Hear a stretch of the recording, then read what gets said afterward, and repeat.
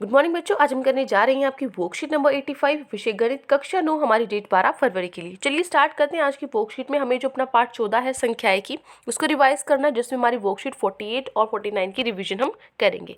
तो चलिए स्टार्ट करते हैं। जो पहले 5 प्रश्न है वो आपके विकल्प वाले, जिसमें से 5 में से 4 में से आपको एक सही विकल्प छांटना है, तो उनको रीड करते हैं। फर्स्ट क्वेश्चन, एक निश्चित उद्देश्य से एकत्रित किए गए तथ्यों को कहते हैं डैश।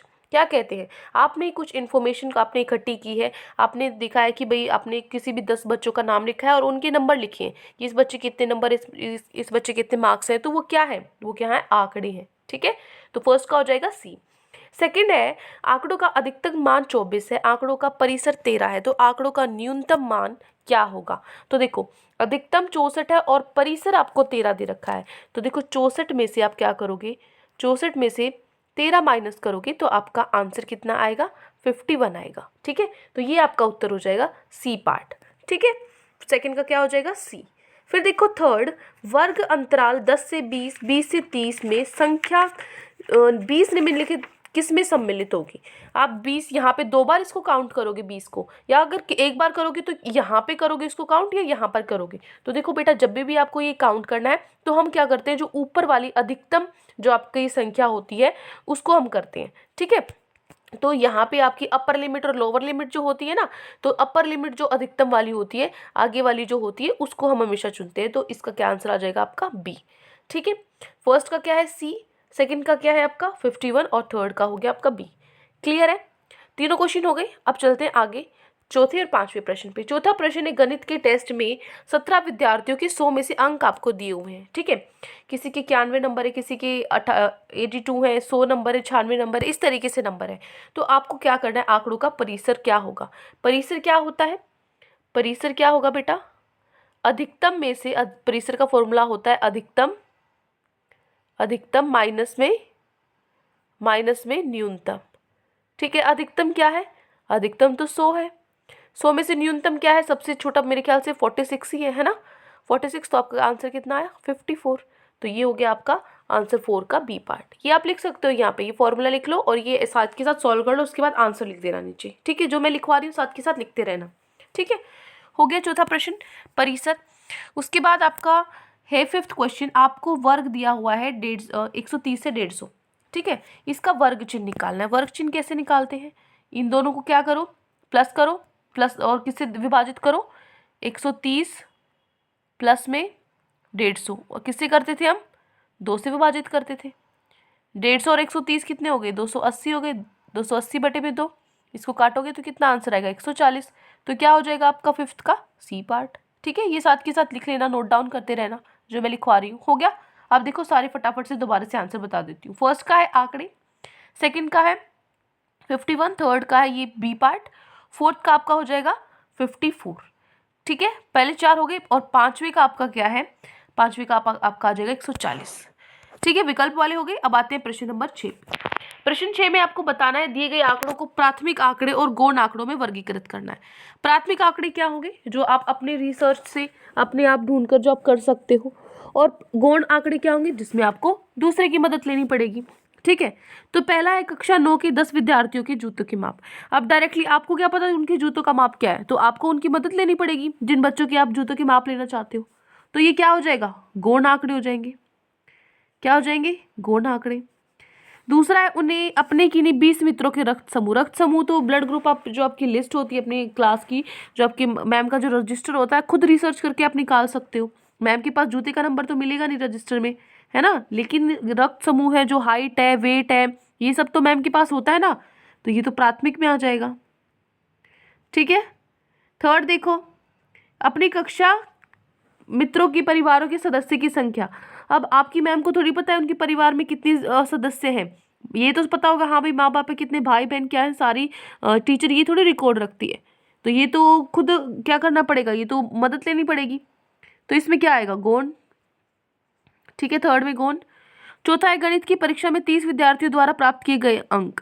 तो अंक तो आप जो आपकी लिस्ट होती है अंकों की, वहां से आप खुद रिसर्च करके ढूंढ के निकाल सकते हो। ठीक है, रजिस्टर से या जहाँ पे भी आपकी लिस्ट होती है वहां से कर सकते हो, भी प्राथमिक हो गया। पांचवा है, वन महोत्सव के दौरान 100 विद्यालयों द्वारा लगाए गए पौधों की संख्या। ये भी आप रिसर्च करके खुद कर सकते हो। प्राथमिक हो जाएगा ये भी। क्लियर है? हो गया छठा क्वेश्चन। अगर यहाँ से नहीं समझ में आ रहा तो मैं आंसर्स दिखा देती हूँ प्रश्न नंबर 6 के। देखिए ये है प्रश्न नंबर 6। ये सारे पार्ट हैं आपके, ये 5 पार्ट है जिसमें से जो पहला और तीसरा वो गौण है, बाकी सारे प्राथमिक आंकड़े हैं। हो गया? अब आगे चलो। प्रश्न नंबर 7 है, कक्षा 9 के 30 लड़कियों की लंबाई आपको दी हुई है सेंटीमीटर में। ठीक है, यहाँ पे किसी की 140 सेंटीमीटर है, किसी की 160 सेंटीमीटर, 152 सेंटीमीटर है। ये सारी आपकी क्या है, लंबाई है। पहले इनको क्या करो, मैंने बोला था अवरोही क्रम में लगा लो या आरोही क्रम में लगा लो इनको। ठीक है, उसके बाद आपको क्या करना है, आंकड़ों के लिए बारंबारता बटन सारणी बनानी है। वो हम बनाते हैं, वो कैसे बनाएंगे चलो देखो। देखो पहले आपको सारी लंबाई लिखनी है, किसकी कितनी थी, 138 है, 140 है, 150 है, 152 है। ये सारी की सारी जितनी आपकी लंबाई है वो लिख लो। 138 कितनी बार था, कितनी बार लिखा हुआ था, 2 बार लिखा हुआ था। कितनी बार आया था, वही तो बारंबारता होता है। मिलानचल 2 बार है तो 2 डंडे लगा दो। ठीक है ना। उसके बाद 139 कितने बच्चों की थी, कितनी लड़कियों की लंबाई थी, एक लड़की की थी, 1 लगा दो। 140 4 लड़कियों की थी तो 4 लगा दिए हमने मिलान चिन्ह। 146 3 लड़कियों की थी, 3 लगा दिए। 148 6 की थी, 6 कैसे बनाएंगे, 1 2 3 4 5 और उसके बाद एक और 6। इसी तरीके से 150, ठीक है, 4 बना लोगे यहाँ पे। 151 एक ही हाइट है। ठीक है, इस तरीके से आपको सारी हाइट लिख लेनी है। और लिखने के बाद कुल आप जब इनको जोड़ोगे, बारंबारता को, सारी बारंबारता को जोड़ोगे तो आपका 30 उत्तर आना चाहिए। अगर 30 आ रहा है इसका मतलब आपने सही किया है, क्योंकि 30 ही टोटल जिनकी आपने हाइट मापी थी वो 30 ही थे टोटल। ठीक है, बस यही बनाना था, कुछ नहीं कैलकुलेट करना इसमें। प्रश्न नंबर 7 हो गया। क्लियर है? अब चलो प्रश्न नंबर 8 पे चलते हैं। प्रश्न 8 है, आपको पाई का मान दिया हुआ है, 35 दशमलव स्थानों तक नीचे दिया गया है। ठीक है, पाई है, जैसे पाई क्या होता है, 22/7 होता है ना। तो 7 को जब मैं 22 से करूंगी तो हम निकालते जाएंगे। 3 आया, फिर 1 कैरी बचा, 2 पॉइंट लगाए यहाँ पे। ठीक है, 7 1 पर आया, तो इस तरीके से पॉइंट के बाद नंबर निकालते रहे तो 35 तक उन्होंने चेक किया, 35 तक नंबर निकाले हुए हैं। तो आपको बताना है दशमलव बिंदु के बाद आने वाले 0 से 9 अंकों तक की एक बारंबारता बटन कि एक संख्या, एक कितनी बार आया है, 1 2 बार आया है। ठीक है, उसके बाद 2 कितनी बार आया है, 3 कितनी बार आया है, 4 5, 1 से लेकर 9 तक, आपको 0 से लेकर 9 तक बारंबारता सारणी बनानी है। ठीक है, चलो देखो कैसे बनाते हैं। ये आपका प्रश्न नंबर 8। ठीक है, यहाँ पे लिख लेना बेटा। अब देखो 0 1 2 3 4 5 6 7 8 और इसके यहाँ पे नीचे आएगा 9। ये कैलकुलेट करना है। 0 आपका जो अंक है वो आया है 1 बार। ठीक है, तो मिलान चिन्ह में 1 लिखो।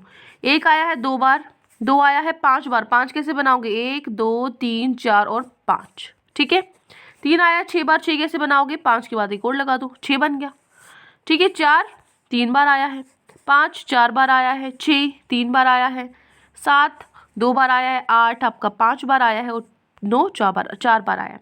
कुल कितने अंक थे, 35 थे।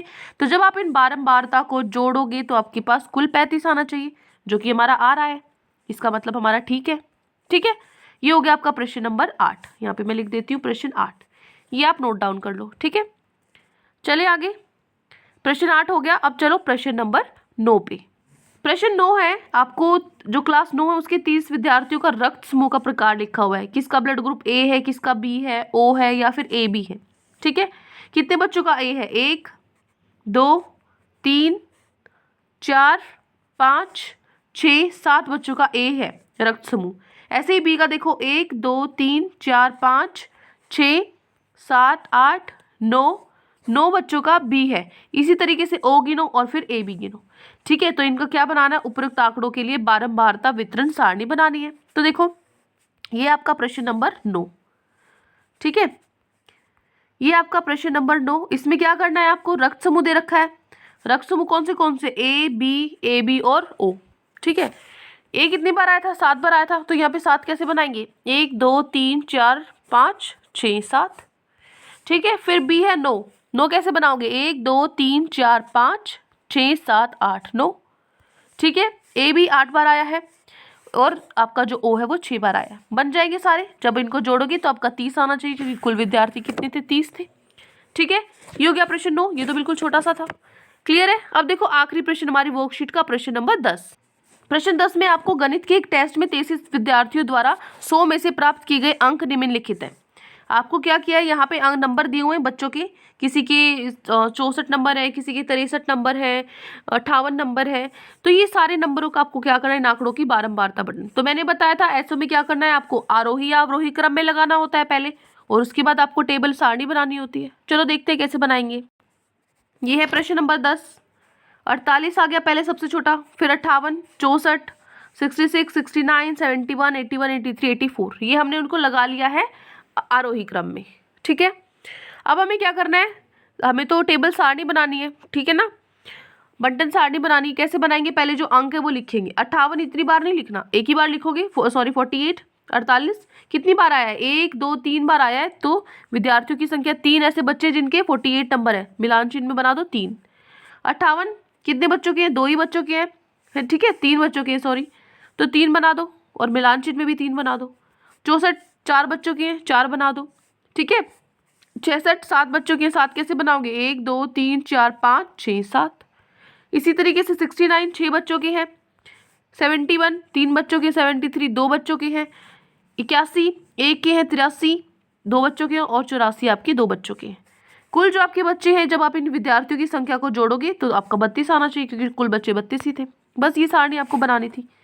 क्लियर है, ये हो गया आपका प्रश्न नंबर 10। क्लियर, तो ये 10 प्रश्न आज आपकी वर्कशीट में दिए गए थे। आई होप आपको अच्छे से समझ में आ गए हैं। कोई भी डाउट है पूरी वर्कशीट में तो कमेंट सेक्शन में आप मुझसे पूछ सकते हैं। और अगर आपको वीडियो अच्छी लगे तो चैनल को सब्सक्राइब कर सकते हैं, वीडियो को लाइक कर सकते हैं। Thank you and have a great day.